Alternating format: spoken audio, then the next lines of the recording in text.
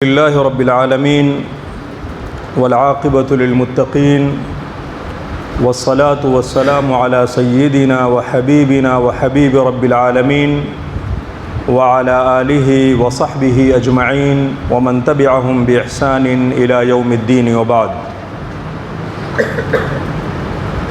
محترم سامعین کرام، اللہ رب العزت والجلال نے رمضان المبارک کے اس عظیم الشان مہینے کو بہت ساری خصوصیتوں سے نوازا ہے، اور اس مہینے کی بہت ساری ایسی امتیازی چیزیں ہیں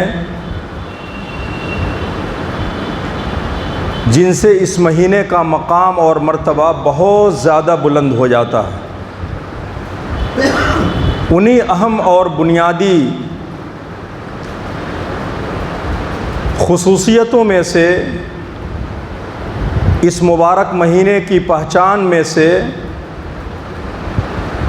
قدر کی رات ہے۔ پیارے نبی صلی اللہ علیہ وسلم نے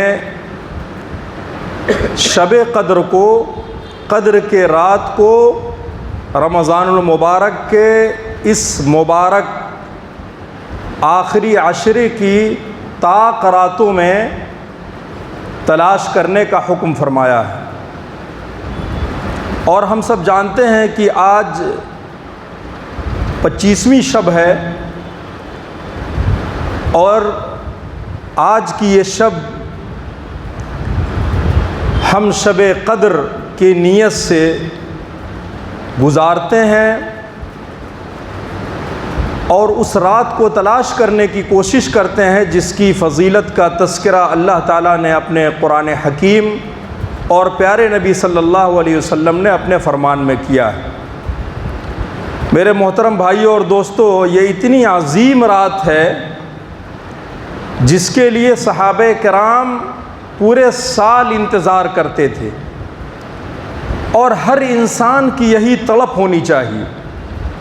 ہر انسان کی یہی منشا اور یہی خواہش ہونی چاہیے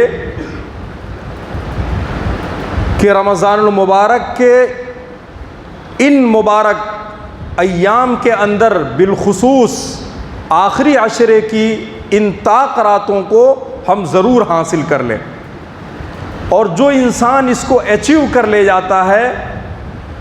ان سعادتوں کو حاصل کر لے جاتا ہے، اس سے بڑا سعادت مند کوئی انسان اس روئے زمین پر نہیں ہو سکتا۔ آئیے ہم یہ جاننے کی کوشش کرتے ہیں کہ اللہ تعالیٰ نے اس رات کو اتنا مقام کیوں عطا فرمایا ہے۔ قرآن کریم کی ایک چھوٹی سی سورت جس کو ہم سورۃ القدر کے نام سے جانتے ہیں، اس سورت کے اندر اللہ تعالیٰ نے اس رات کی پہچان اور اس کی شان کا تذکرہ کرتے ہوئے کہا ہے کہ انا انزلناہ فی لیلۃ القدر۔ اس رات کو ہم نے اتنا بڑا مقام اس لیے عطا کیا ہے کہ اس کے اندر میں نے اپنی کتاب کو نازل فرمایا ہے، قرآن حکیم کو اس رات کے اندر نازل کیا ہے، اور اسی نزول قرآن کے سبب اللہ جل شانہ نے اس رات کو اتنا عظیم مرتبہ عطا فرمایا ہے جس کا مقابلہ دنیا کی نہ کوئی راتیں کر سکتی ہیں، اور نہ ہی کوئی دن اس کا مقابلہ کر سکتا ہے۔ اور جو انسان اللہ رب العزت والجلال کی رضا اور اس کی خوشنودی کے خاطر اس رات کو تلاش کر لے گیا، یقین جانے اللہ تعالیٰ ایسے شخص کے اوپر اپنے جنت کو واجب قرار دے دیتا ہے۔ اور اسی صورت کے اندر اس رات کی عظمت کا تذکرہ فرمایا اللہ جل شانہ نے۔ ہمیں یہ چاہیے کہ ہم اس رات کو اسی نظریے سے گزاریں جس نظریے سے صحابہ کرام نے گزارا ہے۔ اس رات کے اندر منمانی عبادت، منچاہی عبادت نہیں ہونی چاہیے، بلکہ رب چاہیے عبادت ہونی چاہیے، کتاب اور سنت کے موافق، کتاب اور سنت کے مطابق اس رات کو گزارنے کی کوشش کرنی چاہیے۔ بہت سارے لوگ ہیں جو پوری رات نماز میں گزارتے ہیں، یہ بہت اچھی بات ہے، لیکن پیارے نبی کا فرمان ہمارے ذہن میں ہونا چاہیے کہ اگر کوئی شخص قیام اللیل، تراویح، تہجد کی نماز اگر امام کے ساتھ ادا کرتا ہے تو اس کا مطلب یہ ہے کہ اس نے پوری رات قیام اللیل کیا، پوری رات تہجد کی نماز کی، اول تا آخر نماز پڑھنے کا پورا اجر و ثواب اسے مل گیا۔ اب گھر جا کر مزید نماز پڑھنے کی ضرورت نہیں ہے، تہجد ادا کرنے کی ضرورت نہیں ہے، بلکہ وتر کی نماز ہمیں چاہیے کہ ہم امام کے ساتھ پڑھیں تاکہ اس فضیلت کو ہم حاصل کر سکیں۔ جو لوگ امام کے ساتھ اپنی نمازوں کو مکمل نہیں کرتے ہیں کسی بھی عذر کے وجہ سے، وہ اپنے عذر میں سچے اور صحیح ہو سکتے ہیں لیکن وہ اس فضیلت کو نہیں پا سکتے۔ لہٰذا بچے ہوئے ان اوقات کو ہم تلاوت کلام پاک میں، توبہ و استغفار میں اور دعاؤں میں گزارنے کی کوشش کریں۔ اس رات کی عظمت کو جب تک ہم جانیں گے نہیں، ہم اپنے رب کے سامنے اپنی پریشانیوں کو اتنے خشوع خضوع کے ساتھ نہیں رکھ سکتے۔ اسی لیے اس رات کے مقام اور اس رات کی اہمیت اور اس رات کے ایک ایک پل اور اس کے ایک ایک جزئیات کو سمجھنے کی ضرورت ہے۔ میرے بھائیوں، زندگی میں یہ وقت دوبارہ ہمیں مل نہیں سکتا ہے، اس کی کوئی ضمانت نہیں ہے، اور اگر مل بھی گئی تو گزرے ہوئے ان مبارک شبوں کی بھرپائی نہیں ہو سکتی ہے۔ اسی لیے اس رات کے اندر ہمیں چاہیے کہ ہم تلاوت کلام پاک اور اسی طریقے سے اس تلاوت کلام پاک کے اندر غور و فکر کرنے کی کوشش کریں۔ ہم اپنے ذاتی مسائل کو، ذاتی زندگی کو، اپنے چھپی ہوئی اور ظاہری گناہوں کو اپنے رب کے سامنے رکھیں، اور شریعت نے جو اصول ہمیں دیے ہیں، جو طریقے دیے ہیں کہ انسان باوضو ہو، قبلہ رخ ہو، اپنے رب کے سامنے اپنے ہاتھوں کو اٹھائے اور اپنے مسائل کو رکھے، سب سے پہلے اللہ تعالیٰ کی عظمت کو بیان کرے کہ اللہ تو سب سے بڑا ہے، تجھ سے بڑا اس دنیا میں کوئی نہیں ہے۔ حالات چاہے جتنے سنگین ہو جائیں، جتنے خراب ہو جائیں، مظالم کے جتنے پہاڑ توڑے جائیں، انسان جس قدر پریشان ہو، خواہ وہ معاشی اعتبار سے، گھریلو اعتبار سے، سماجی سیاسی اعتبار سے، تجارتی اعتبار سے، چاہے وہ جتنا پریشان ہو، لیکن اس کا عقیدہ اتنا زیادہ مستحکم، اتنا زیادہ مضبوط ہونا چاہیے کہ صرف اللہ، لا الہ الا اللہ، اللہ کے علاوہ کوئی نہیں۔ آپ کے سامنے دنیا کا سب سے بڑا ظالم کھڑا ہے، لیکن لا الہ الا اللہ یہ ہمارا عقیدہ ہے۔ اللہ رب العزت والجلال بدیع السماوات والارض ہے، فاطر السماوات والارض ہے، فالق الحب والنوا ہے، مالک الملک ہے۔ اللہ کی وہ ذات ہے جس کو ہم قرآن کریم کی آخری سورت میں پڑھتے ہیں کہ اللہ احد لم یلد ولم یولد ولم یکن لہ کفوا احد۔ ہم ان تمام صفات کے ذریعے اور اللہ رب العزت والجلال کی ان تمام تعریفات کے ذریعے ہم اس سے قریب ہونے کی کوشش کریں، اس کو خوش کریں، کہیں اللہ اس دنیا کا ذرہ ذرہ تیرا ہے، اور تیرے اذن کے بغیر، تیری اجازت کے بغیر ایک ذرہ جس کو ہم دیکھ نہیں سکتے، جس کو دنیا کی کوئی مخلوق، کوئی مشینری تلاش نہیں کر سکتی ہے، رب العالمین اس کا بھی تو ہی مالک۔ پھر پیارے نبی صلی اللہ علیہ وسلم پر آپ درود بھیجیے، اور اس کے بعد آپ اپنے رب سے کہیے کہ اللہ ہم بہت زیادہ گناہگار ہیں، ہم بہت زیادہ خطاکار ہیں، ہماری پوری زندگی ہمارے یہ کندھے یہ گناہوں سے بھرے ہوئے اٹے ہوئے ہیں، لیکن ہم اس جذبے کے ساتھ اور اس اعتماد اور اس توکل کے ساتھ تیرے دروازے پہ آئے ہیں کہ تیرے دروازے پہ اگر کوئی آ کر اپنی ہاتھوں کو اٹھاتا ہے، اپنے مسائل، اپنے پریشانیوں کو رکھتا ہے تو تیری حیا جوش میں آتی ہے، اور تیرے نبی کا کہنا ہے کہ ان اللہ حی کریم، اللہ کی ذات یہ بڑا حیا کرنے والی ہے، بڑا دیا کرنے والی ہے۔ اذا رفع الرجل یدیہ جب کوئی بندہ اس کے سامنے اپنے ہاتھوں کو اٹھاتا ہے، اپنے مسائل کو رکھتا ہے، تو اللہ کی حیا جوش آتی ہے اور اسے خائب و خاسر اور خالی ہاتھ واپس نہیں کرتا۔ میرے بھائیوں، اس نظریے کے ساتھ ہم اس رات کو گزاریں، اور جب سحری کا وقت آئے تو ایسے وقت میں ہم استغفار کا زیادہ اہتمام کریں، چونکہ قرآن کریم میں اللہ تعالیٰ کہتا ہے وَبِالْأَسْحَارِ هُمْ يَسْتَغْفِرُونَ۔ یہ سحری کا وقت، اس وقت تلاوت کلام پاک نہیں، اس وقت دعا نہیں، بلکہ سب سے زیادہ مناسب عبادت سحری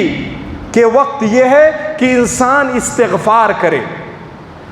قرآن کریم کی تلاوت یہ بڑی عظیم عبادت، لیکن سحری کے وقت استغفار یہ زیادہ اہمیت کا حامل ہے۔ قرآن کہتا ہے وَهُمْ يَسْتَغْفِرُونَ بِالْأَسْحَارِ، قرآن میں ان کی صفت بیان کی گئی کہ جب وہ سحر کا وقت آتا ہے تو وہ استغفار کرتے ہیں۔ استغفار کا طریقہ کیا ہے؟ سب سے بہتر اور سب سے جامع دعا یہ ہے کہ انسان سحر کے وقت ان دعاؤں کا ورد کثرت سے کرے۔ استغفر اللہ الذی لا الہ الا ہو الحی القیوم واتوب الیہ، استغفر اللہ من کل ذنب واتوب الیہ۔ یا اسی طریقے سے قرآن کی یہ دعا لا الہ الا انت سبحانک انی کنت من الظالمین، یہ سب سے عظیم دعا ہے۔ آپ اس کو پڑھیے، اللہ رب العزت والجلال ان دعاؤں کے ذریعے ہمارے زندگیوں کے اندر تبدیلی پیدا فرما دے گا۔ میرے محترم بھائیوں اور دوستو، آج امام صاحب نے جن آیات کی تلاوت کی، یہ آیات سورۃ الشورى اور اسی طریقے سے سورۃ الزخرف اور اسی طریقے سے سورہ دخان اور سورہ جاثیہ کی آیتیں تھیں۔ یہ تمام صورتیں اور ان کا موضوع ایک دوسرے سے ملتا جلتا ہے، لیکن میں 1-2 منٹ کے اندر یہ بتاؤں کہ ان تمام صورتوں کے نام سے ان تمام صورتوں کے مضامین اور اس کے اندر ذکر کیے گئے واقعات کا پتہ چلتا ہے۔ جیسے مثال کے طور پر 25ویں پارے کی پہلی صورت سورہ شورى، اس کے اندر اللہ تعالیٰ نے شورائیت یعنی مشورے کے اہمیت کا تذکرہ فرمایا ہے، اور ہم سب جانتے ہیں کہ ہماری زندگی میں مشورے کی کتنی اہمیت ہے، شورائیت کی کتنی اہمیت ہے، اس کا تذکرہ بطور خاص اللہ تعالیٰ نے اس صورت کے اندر کیا ہے۔ یہ افسوس کی بات ہے کہ آج ہمارے گھریلو مسائل سے لے کے اور اسی طریقے سے زندگی کے دیگر شعبے میں یہاں شورائیت کا سب سے زیادہ فقدان ہے۔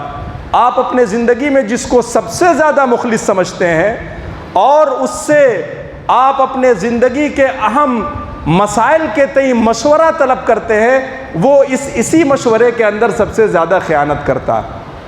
اسی لیے ایک مسلمان کی زندگی میں مشورہ یہ سب سے اہم اور بنیادی چیز ہے۔ اسی طریقے سے اس صورت کے اندر اللہ تعالیٰ نے توحید کا تذکرہ فرمایا ہے۔ اس کے بعد جو صورت ہے میرے بھائیو سورہ زخرف کے معنی ہوتے ہیں گولڈ اور سونے کے۔ اس صورت کے اندر اللہ تعالیٰ نے مثال کے ذریعے یہ بتایا ہے کہ یہ چمکتی ہوئی دنیا یہ تمہیں اپنے لپیٹے میں اور یہ اپنے پیچھے تمہیں نہ لگا لے، بلکہ اس دھوکے سے تم بچ کے رہو اور تم اس کے زیب و زینت اور اس کی ظاہری چیزوں سے متاثر نہ ہو، بلکہ آخرت یہی سب کچھ ہے۔ اور حقیقت میں ایک مسلمان کے لیے سب سے قیمتی اثاثہ یہی ہے کہ اسے آخرت مل جائے اور آخرت میں بھی اسے جنت نصیب ہو جائے۔ اس کے بعد جو صورت ہے وہ ہے سورہ دخان، اس کے معنی ہوتے ہیں دھواں کے۔ اس کے اندر اللہ تعالیٰ نے فرعون اور اس کے قوم کا تذکرہ فرمایا ہے، اور اسی طریقے سے اللہ تعالیٰ نے اس صورت کے اندر بڑی وعیدیں سنائی ہیں، اور ساتھ ہی ساتھ دخان جو قیامت کی علامتوں میں سے ایک علامت ہے اس کا تذکرہ فرمایا ہے۔ اور آخری صورت جس کو ہم سورہ جاثیہ کے نام سے جانتے ہیں، یہ اس صورت کے اندر اللہ تعالیٰ نے ان لوگوں کا تذکرہ فرمایا ہے جو قیامت کے دن قیامت کی ہولناکیوں کے وجہ سے اپنے گھٹنوں کے بل کھڑے ہوں گے۔ ہمیں چاہیے کہ ہم نے جن آیات کی تلاوت آج سماعت کی ہے، ہم اس کے معانی و مفاہیم کو بھی سمجھنے کی کوشش کریں، تاکہ ہم قرآن کریم کی عظمت اور اس کی محبت اور اس کی تعلیمات سے لطف اندوز ہوں اور اپنے ایمان اور اپنے سینے کو قرآن کریم کی ان تاثیرات اور ان معجزات اور ان فضائل سے منور کر سکیں۔ رب العالمین سے دعا ہے کہ الہ العالمین ہم تمام لوگوں کی مغفرت فرما دے، بخشش فرما دے، اور قدر کی ان راتوں کو ان طاق ایام میں ہم جس طریقے سے تلاش کر رہے ہیں، رب العالمین ہمارے ان مقصود کو اور ان مرادوں کو پورا فرما دے، اور جب تک زندہ رکھ ہمیں اسی صحیح اسلامی عقیدے پر زندہ رکھ۔ وآخر دعوانا ان الحمد للہ رب العالمین۔